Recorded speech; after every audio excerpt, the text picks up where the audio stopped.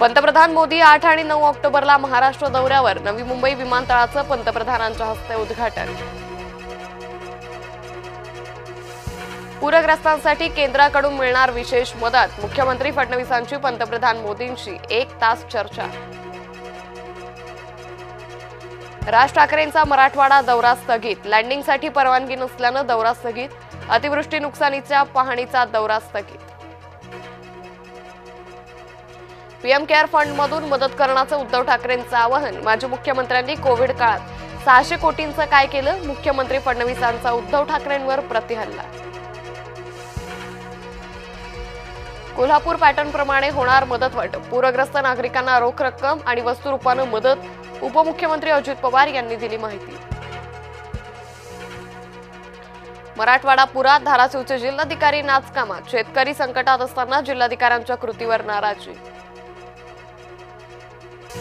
सरकारी लाडक्या बहिणींकडून वसुली. 8,000 सरकारी बहिणींनी लाटला फायदा. सरकारी कर्मचाऱ्यांनी सरकारलाच लावला 15 कोटींचा चुना. जिल्हा परिषदेत नव्यानंच आरक्षण. सर्वोच्च न्यायालयानं दिला निकाल. जुन्या पद्धतीचं आरक्षण ठेवण्याची याचिका फेटाळली.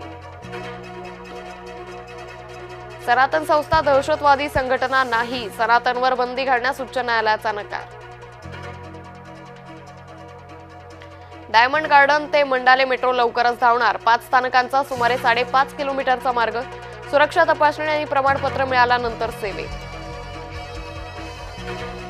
पूर दौऱ्यावर शेतकऱ्याला झापणारे अजित पवार म्हणतात, मी काही चिडलो बिडलो नाही, बातम्या चुकीच्या लावल्या. कैद्यांनी पोलिसांनाच केली मारहाण. कैद्यांना न्यायालयातून कारागृहात नेताना घडली घटना. 4 कैद्यांविरोधात गुन्हा दाखल. बीएमसी अधिकाऱ्यांचे फेरीवाल्यांना संरक्षण का. पदपथावरील अतिक्रमण हटवताना भेदभाव होत असल्याचा आरोप.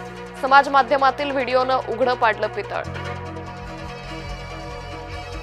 मुक्ताईनगरमध्ये डंपरची बाईकला धडक. पती पत्नी आणि मुलगा यांचा जागीच मृत्यू. अपघातात 8 वर्षाची मुलगी गंभीर जखमी.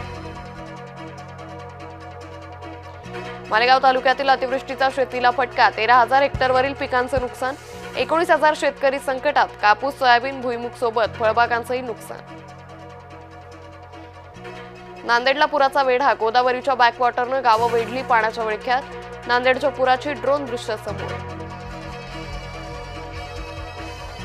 पाकिस्तानचे पंतप्रधान 3 दिवसात दुसऱ्यांदा ट्रम्प यांना भेटले. बंद खोलीत बैठक. चर्चांना उधाण.